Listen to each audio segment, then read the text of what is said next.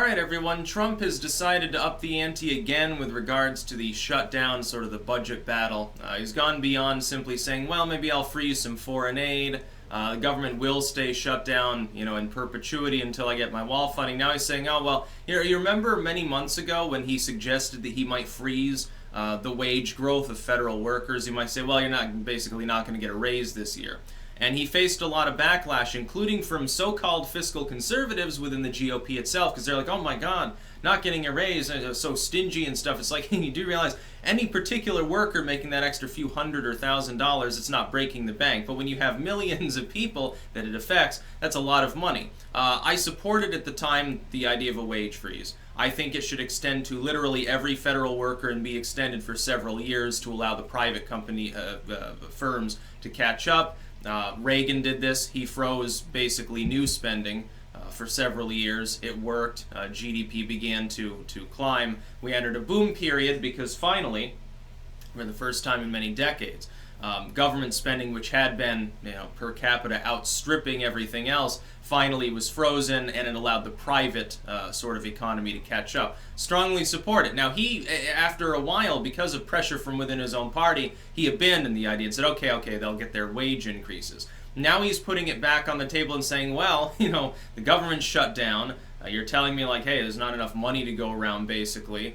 You won't fund what I want. Here, we'll save some money. We'll freeze their their wage increases. That's some billions of dollars. Give me my fucking wall funding. So it's obvious at this point that he's willing to pretty much do anything to get that wall funding. And remember, this is just how far he'll go to get the initial installment for the most vulnerable parts of the wall and for the actual border crossing areas to retrofit them. There's been talk making them basically bigger, badder, and more secure, because that can be a problem too. And then there are certain areas that definitely need new wall, new fence, or whatever. That's just the first $5 billion that would be needed if he were going to completely defend the entire border 100%. But it's a start. It's the most critical piece of funding. It's the most critical element. Now that ICE can do its job, it wouldn't be a problem to deal with that for a number of years while everything gets finalized. The Republican Party, though, is the one dragging its heels on funding the wall. They haven't defended Trump hardly at all. Most of the Republicans have been mum on the issue, and some of them have outright attacked him. He's saying, well, you remember those wage increases you begged me to, put back in play? Well, I'm going to rescind them again. Fucking give me the wall funding. We're sitting here having a multi-month national debate over whether to spend $5 billion on defending our country in a completely defensive and nonviolent manner. Meanwhile, the Pentagon spends untold hundreds of billions of dollars bombing people around the world, and not only is it well received and not questioned, it's actually openly applauded by some people within Congress.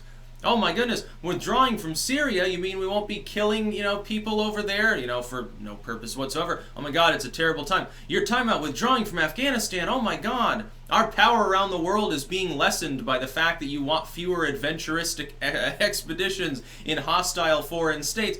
The liberals have gone nuts, and so have the never-Trumpers. They're completely fucking nuts. All the Bush and Clinton people have gone off their rocker. Not that it was a big surprise when that happened, because they've kind of been on the edge of that rocker for a great many number of decades. I support this completely. I think anything should be on the table at this point. The government is shut down. We do not have a defended border. We have a Congress that is unwilling to negotiate, even though Trump was elected specifically by people to do exactly this. One of his main promises was shoring up border security. The amount that he's asking for is not a large amount. I understand $5 billion. Okay, look, there are plenty of companies that are worth more than $5 billion. Nationalize one of them, sell it off or something. I'm just joking. I don't believe in doing so. That's a Maduro stunt. That's what you get in socialism. But it is funny how much ire, how much wrath people can direct at Trump for suggesting, hey, there's some parts of the border that aren't well defended. We should do something about that. They also act like it's an either-or proposition. Oh, you want to fund the wall, but you don't want to fund X, Y, and Z. Well, those can be funded too. Talk to Congress about it. Get the money appropriated.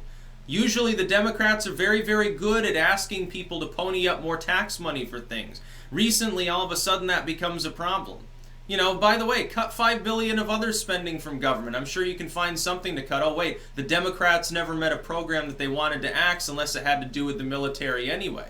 And even then, they've never really done anything significant to shrink the military. They just redirect the funds around and stuff like that. Obama did this. Oh, we're going to spend less on this and that because we need to get another aircraft carrier or something. It's basically what he did. He didn't save any money at all. He just made the military overall less able to respond to the kind of foes that we have to respond to in this day and age. Again, I support this. I think it would be a good idea even if there weren't a shutdown. He should have stuck to it the first time around. He should have said, well, we're going to freeze federal wage increases for the next year or two. We're going to let the private marketplace catch up. We're going to freeze federal spending. We should freeze federal spending. Every single agency puts forth its proposed budget year after year after year and always asks for more than it actually needs, knowing that it'll still end up getting more than it got before. Have you ever heard of a government agency that ends up getting less than it used to because it's no longer fully relevant? It's like Razorfist had a video a couple days ago on the FBI talking about, well, it was initially meant to be basically, in that era, a temporary measure for national security, but now, the Red Scare is over, the Tommy gun toting era no longer exists. Why do we still have the FBI? Because it's totally redundant with other agencies. I wouldn't even say that, but I would say, I don't understand why its scope is so expansive and redundant with those agencies, and that's really the problem. You could shrink so much federal spending if you just took care of the redundancy and made these agencies more efficient by compartmentalizing them more. It's not difficult for them to work together. Look, other than the fact that you have to file 100 pieces of paper in order to get someone's name from one agency to get referred to another. Have you ever tried, you go to your local DMV and you'll see exactly how efficient the government really is. Yeah, I think absolutely, but as far as pay raise freezing, most of these people make a substantial amount of money. I think most of them will be able to get by. And oh my God, I'm only making $50K a year again. Well, you're doing better than a lot of people in the minimum wage that got spurned by the Democrats, which is why Trump won, in small town America, especially in the Rust Belt, who had no recovery. They had their $50K a year job, then they had to do double shift at Wendy's because that job no longer exists. Nobody sat there worrying. No, the liberals didn't sit there worrying about those people. Within the private marketplace, all millions and millions of them that were put out of work and are still, in many cases, underemployed. You don't want the economy to be improved, and you don't want to solve the border crisis. And many Republicans don't want to solve it either because they want slave labor. That's ultimately all it's about. And some of them are cowards. They don't want to talk about the issue. They're not willing to defend themselves on the issue. They're afraid of being called bigoted or something. That's about all. Peace out.